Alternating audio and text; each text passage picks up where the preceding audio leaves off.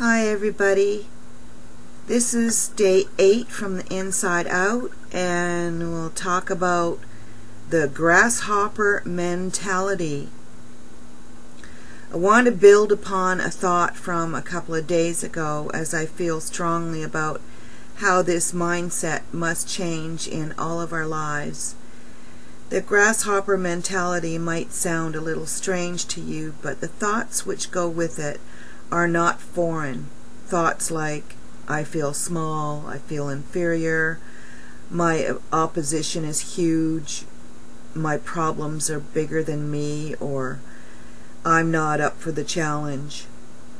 In Numbers 13, Moses sent out 12 spies to bring back a report on the land that God had already promised to them.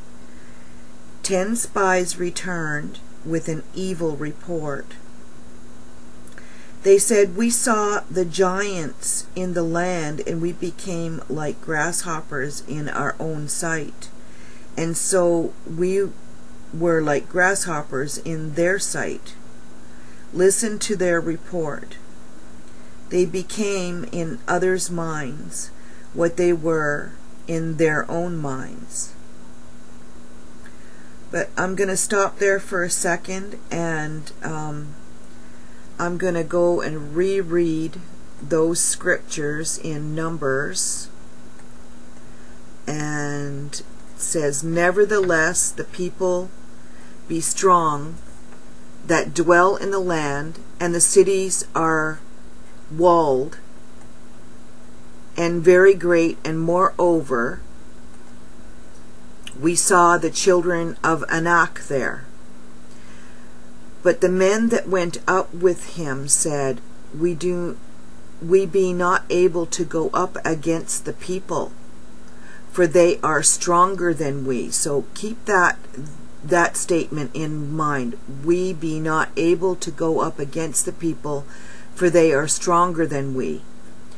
"And they brought up an evil report of the land which they had searched unto the children of Israel, saying, The land through which we have gone to search it is a land that eats up the inhabitants thereof, and all the people that we saw in it are men of great stature. And there we saw the giants, the sons of Anak, which come of the giants. And we were in our own sight as grasshoppers, and so we were in their sight." So to me, it's not that they were really focused on this, as in others saw them the way they saw themselves. I think that they actually were like grasshoppers compared to the sons of Anak, but it did also make them probably feel a little inferior. But the longer that they focused on this opposition, the bigger their opposition became. So soon their faith in God, who had brought them out of the bondage of Egypt, was swallowed up, and with it went their ability to believe they could indeed conquer and possess the land. So let's change the way we see ourselves starting today. Let's discover what God says about us. And I know from experience that when I was a child, that I was very shy and quiet, and I felt as though I was intimidated a lot of the time. So that's the reason why a lot of people would come, anybody in a room wouldn't even know that I was there because I was so quiet. So let's change it today. We are royalty. Royalty destroys inferiority. Romans 5:17 says, "Through the gift of righteousness we reign as kings in this life." When you know you are in God's royal family, you will no longer feel inferior or think like a grasshopper. We have received the gift of righteousness in 2 Corinthians 5:21. Therefore, we are kings. We are royalty. We live life with this position, with his position and his seat.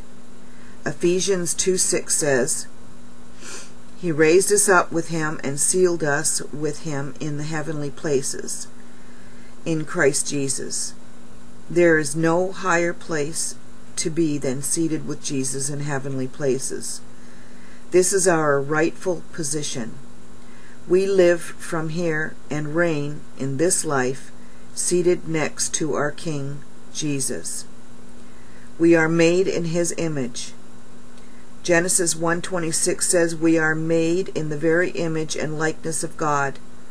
We have his divine image, with his divine breath, and are endowed with his divine authority.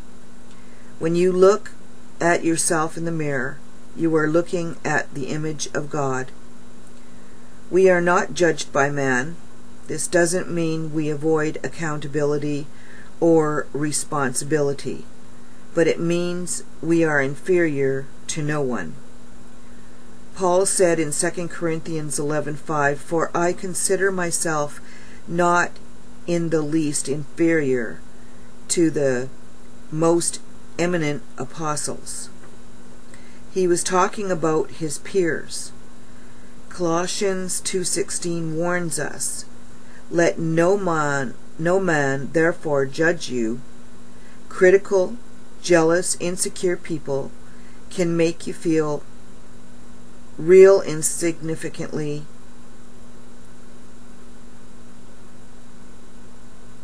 and they can do that very quickly. We are masters over our life. Romans 6:14 says, For sin shall not be master over you. Luke 10:19 says, We have authority over all the power of the enemy. So the devil is not our master either. God has given us the ability to rule and reign over our lives, our emotions, and our self-image. One of the revealing names given to Jesus by his disciples was Master. Master means one who controls or influences events or things. When he healed the sick, they called him Master. When he calmed the storm or forgave the unforgivable, they again called him Master. He was master over life and circumstances. According to 1 John 4:17, as he is, so also are we in his word.